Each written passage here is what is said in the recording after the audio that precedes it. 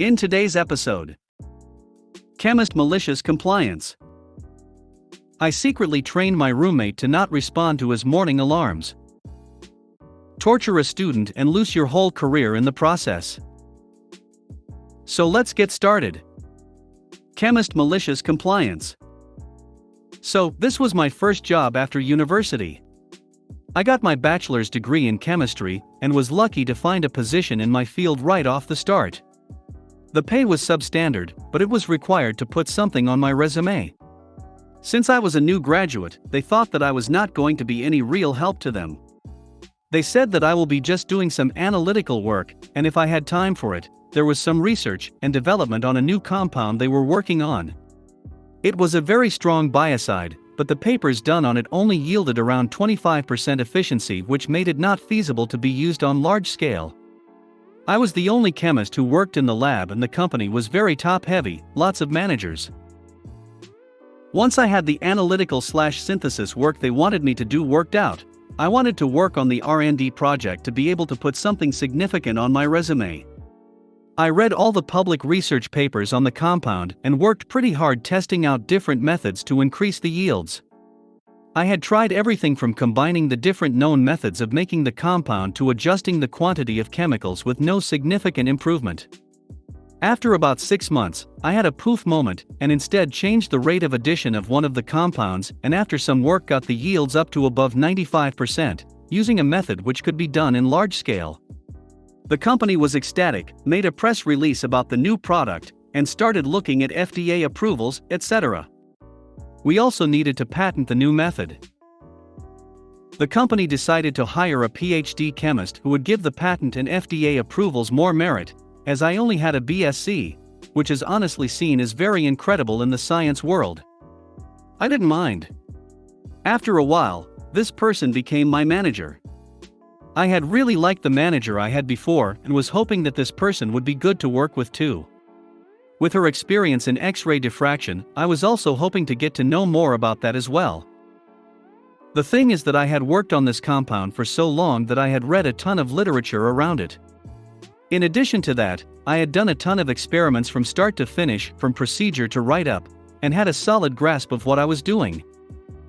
The first meeting about the direction we wanted to move forward, and had the CEO and all the managers in on it. The CEO had asked the PhD chemist a question on what would be a good direction to move forward. She responded with an opinion which lacked information from a few papers I had read. In a very polite way, I had said in paper, they discussed this and said that it would not be possible to do. Then suggested what I would do to go forward. The CEO liked my plan. I was not trying to whip my D***ck out, but did not want to waste months doing research which would not get us going forward. After writing that, I was going to say it was a big mistake, but am now thinking it is more appropriate to say it was a significant learning experience for testing the water to see if someone can handle being wrong. After this, I got to see a whole new side of her.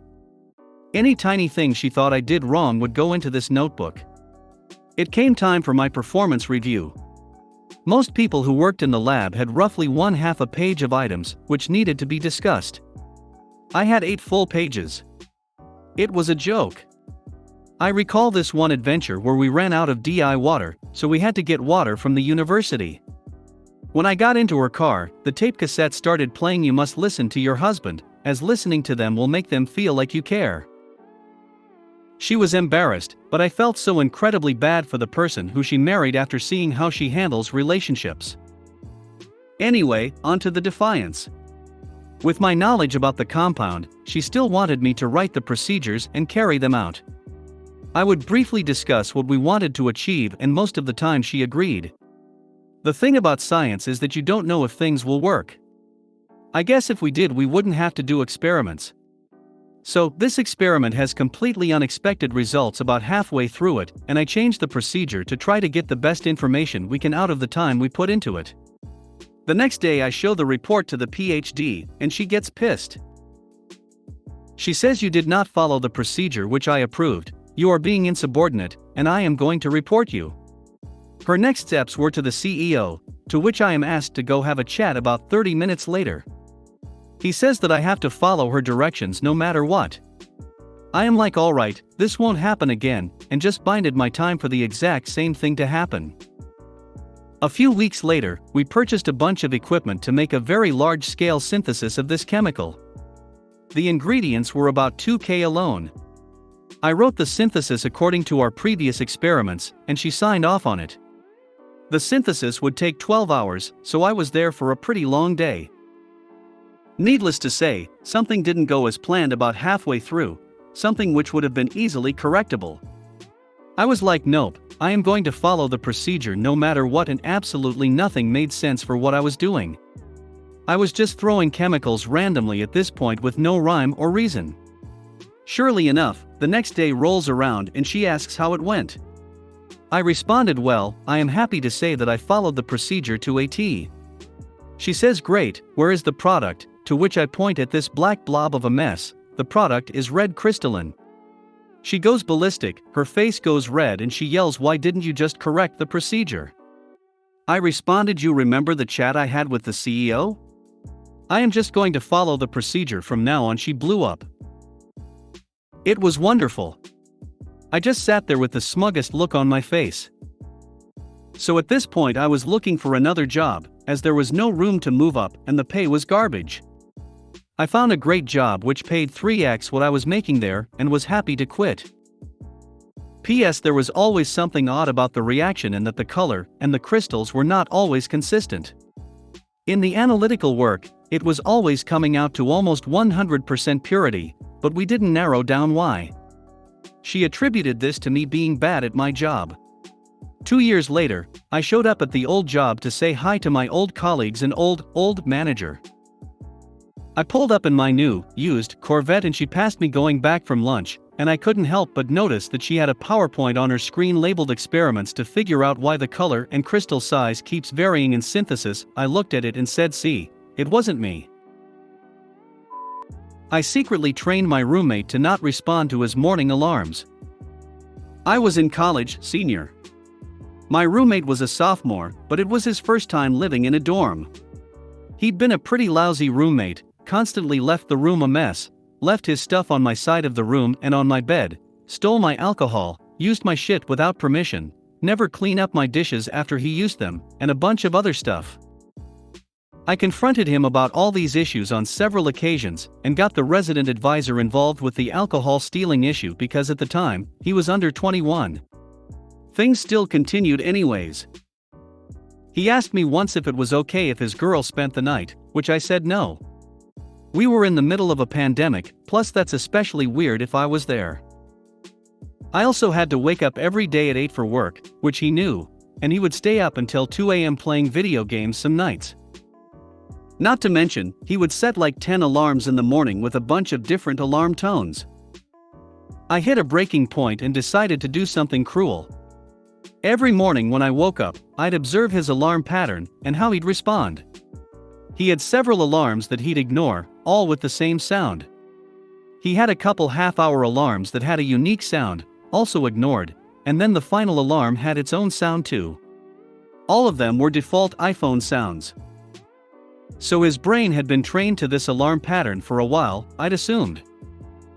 So I started step 1 of the punishment, set up a sequence of alarms on my phone, identical to his sequence, but an hour early. He responded to my alarms the exact same way he'd respond to his own. I kept this up for a week, and his brain was eventually retrained to sleep through double the amount of alarms as before. Then, phase 2 kicked in, random inconsistencies in my alarm pattern. Some days I'd play all the alarms, while other days I'd only play one that his brain was trained to ignore. That way, his brain expects to sleep through like 20 alarms and only ever hears 11. He slept through his alarm at least 4 times in 2 weeks.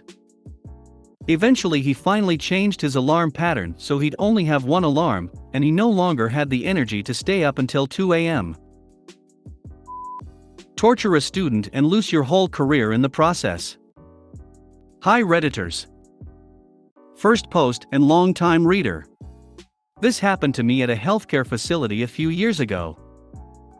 I work in a healthcare facility with different disciplines, and we have the main clinicians and assistants as well that do treatment. For the longest time before COVID, clinicians would take students from schools because they need to have some hand-on experience before they graduate and get to take their state exams. The players of this are OP me, Dory clinician teacher, Hannah student, Casey another clinician, Katie my regional manager. So I am the supervisor of the health clinic and am in charge of all clinicians. Even though they're fairly independent, they have to report to me, and I in turn report for the whole clinic. This starts with Dory. She has a lot of friends in one of the prominent universities here. She's very well connected with them, she graduated from there. Is involved with their activities and just active in the school in general. I have known Dory for years and have worked with her before, but she was never directly under my management because her home clinic was another location she would just help out. I would hear things about her. The way she treated the assistants that worked under her, a rudeness towards other clinicians, and some sketchy stuff about basically fraud of billing for services not rendered. This is a big no in healthcare, but it happens more than you think. Anyway, I had no proof of this and all the patients at my clinic had not voiced any complaints. Anyway, Dory had started taking students in and she was moved at my clinic. When she came there, she was still helping at another clinic not too far away. Dory accepted a student from her university to follow her and learn from her and slowly integrate into clinical treatment. This is where Hannah entered into the picture. Very shy girl, did everything you asked of her, but because she was shy and also being a new student, she's unsure if the treatment she is administering is the appropriate one. That's why you have people like Dory to be next to you and counsel and guide you. After the first few weeks, I started noticing Hannah would be in the clinic and would be doing treatments without Dory being around for a few hours. This isn't allowed because the instructor should be around at all times to supervise their students. After a few times of noticing this, I brought Dory and H into my office and said this cannot happen and is not allowed. If it happens again, I would have to report it, and this was not something I wanted to do. If I did report it, the student would lose their clinical placement and would have to wait 6 months until the next placement, which pushes back the graduating date. A few weeks go by and things had been fairly normal. The student would be in the clinic sooner, but would not be performing treatment. She would, however, shadow other clinicians. But Dory was still coming in later than usual. One day as I'm walking by Hannah, I see her that she's on the billing menu. In order to be on that screen, you would have to be clocked in, otherwise the system won't allow you to do it. I call her to my office again, and I sternly tell her that I had specifically said she couldn't treat patients, and she doesn't have a clock in username and password. Hannah proceeded to tell me that Dory had told her to clock in for her and start billing patients before services were rendered. Continues to state this had been going on for the whole time she had been a student. Now I don't see the billing until the next day, but I don't have a clock of when the billing was submitted. I tell Hannah that this was strictly not allowed, but I need more information before I make a decision. I call Casey, the other clinicians, into my office, and she proceeds to tell me that the Hannah goes home crying and bawling every single night due to Dory threatening to fail her as a student if she didn't do all these things for her. Dory had used her leverage in her school to strong-arm H into doing all her work while she wasn't even there. I asked H if this was true, and she said yes, it was. H then goes to tell me that after the first meeting with Dory, Hannah and OP on what they shouldn't be doing, Dory brought Hannah to the side and told her he's cool, he knows what's really going on, but he has to say that as a manager, so keep doing it. At this point, I asked the student if any of her evaluation or letters of progress had been submitted to her school so they know she has been making progress. Hannah says that Dory has never submitted the necessary paperwork to the school and has gotten away with it because of her connections to the school. So if I fired Dory, she would in turn take revenge on the student and fail her at her clinical. She would be 6 months to a year from being placed into another clinic, meaning she would be either very late or just fail and not be able to graduate. I called Katie and reported everything to her, told her my fear for the student and the constant trauma she was going through every day, crying, being threatened and retaliated against. Katie was also fearful of this, but also worried the liability this put on the company, also how long it had been going on. So she didn't have an answer on how to handle the situation without harming the student. So here was my revenge. I started watching everything Dory did, treatments, time and complaints, etc. One weekend Dory had to work without her student on a Saturday, Sunday, and Monday. When I come in on Monday, I notice a patient having been to the hospital since Friday, but she had still been billed for services. I checked the clinician. It was Dory. How was she able to treat a person that wasn't even in the clinic and also be able to bill her? So I had my reasons to fire her. I had the evidence I needed, but I still wanted a bit more. I texted Dory and asked if she had seen said patient. She reported yes she had. But also asked if she had billed less than what she should have because she would be able to bill more if I wanted. I told her that wasn't necessary, and there was no way to bill more due to the patient being in the hospital the whole weekend she had billed. She knew from that moment what was going to happen. The next day OP and Katie waited for Dory, and she was fired on the spot, just for the fraud. The student thing never came up in conversation, and she had no idea we had known for a while. I had another clinician write up a whole letter on what the student was doing and that she was a good clinician, and has completed the necessary work to be able to graduate. Dory was unable to get any more work after that because the incident had been reported to the government and had that on her license wherever she went. Her new employers would look at the license and not want to hire someone with that on their record. Last I heard, she was working at an Amazon warehouse as a manager. From a doctorate degree to warehouse manager, after many years I'm sure of fraud and abuse. The best part is that student has graduates gotten her degree, and is working in the field. She's a great clinician, has done great work in her field, and I still keep in contact with her. She is very thankful for being pulled out of that situation. Thanks for watching.